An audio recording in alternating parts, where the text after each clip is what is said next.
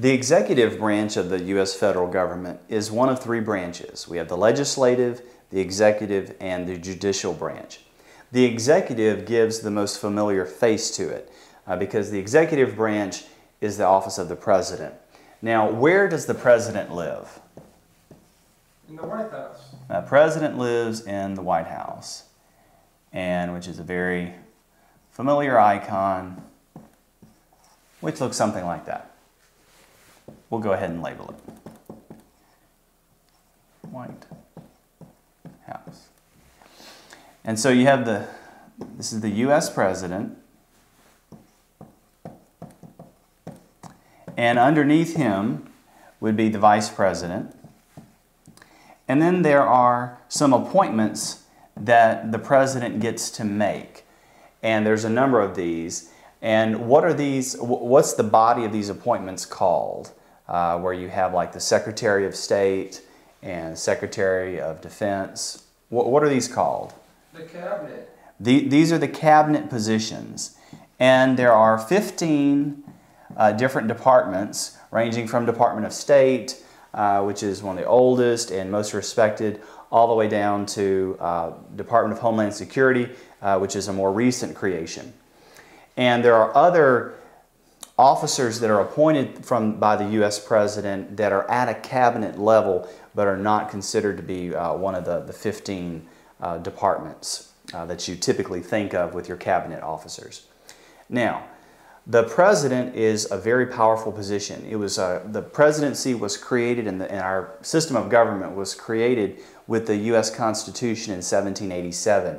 And we had George Washington, who was our commander-in-chief at the time. And so when the Constitution was written, it was crafted where a man like George Washington, a very popular, powerful figure, would be in that office. And so the powers that were invested in the office were kind of tailor-made to someone like him. And so as a result, the United States has a very powerful presidency as compared to some other countries. What are some of the powers that the president has? I'd like to just list them. Leader of the military? He's the leader of our armed forces. He's our commander-in-chief. And he's the guy that the generals ultimately report to, and he makes a lot of the decisions about our armed forces and how they're going to be deployed. And our Joint Chiefs of Staff, they look to the president for their marching orders. While Congress declares war, the president is the one that takes us to war and leads our troops. What else? What are some other responsibilities? He listens to Congress? When the bills come from Congress, Congress is responsible for making the laws. And so they have to get through the Senate, they have to get through the House of Representatives, but then they come before the president, and the president has the right to either sign them into law or to veto them. And this is part of the balance of powers, where Congress is very powerful, they can make the laws, but the president can veto them if he doesn't like them. Now, then it goes back to Congress, and Congress can overturn the president's veto with a 2/3 vote, but that's often very difficult for them to achieve. And so the president has veto power over a lot of legislation that comes through. The president usually doesn't do it that often, but it is a very powerful tool in the tool belt to use, and you can help influence Congress to pass certain legislation. You can threaten them not to pass other legislation, and by the threat of the veto. What else? Spending? Spending. Through the cabinet positions, the budget is set by Congress, but the president has a lot of influence in that process, and through the cabinets, a lot of money goes into the cabinets, positions and departments, and gets spent through there. And so there is some involvement with spending through the presidency. What else?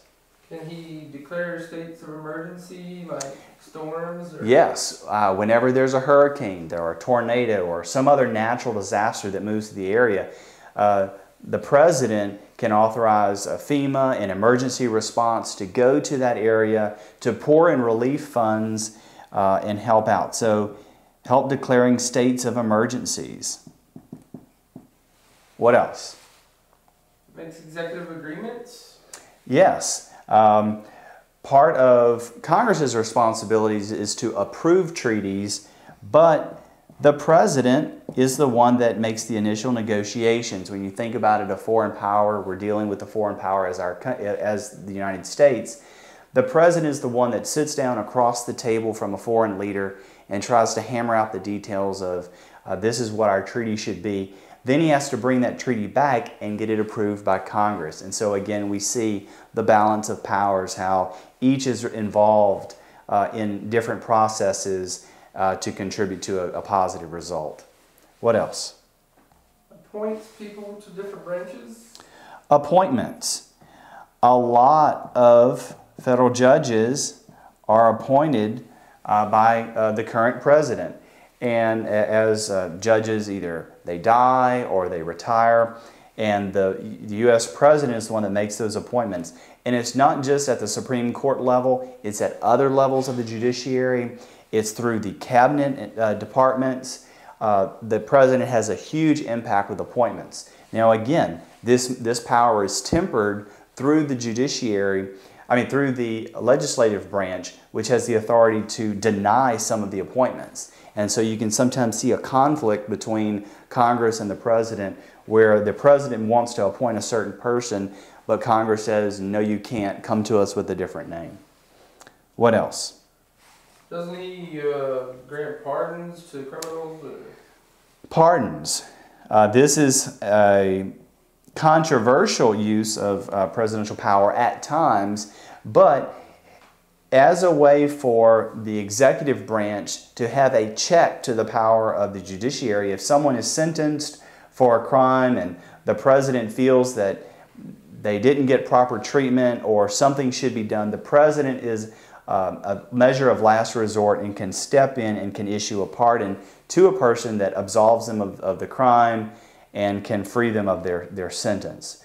And so, but a lot of times people may feel that that was unwisely used, and so that's why it can be a controversial power. But as you can see, there are a lot of things. Usually we see the president on TV and we may not be sure exactly what he does, but he has a lot of different responsibilities. It's a very powerful position, and the president is the head of the executive branch.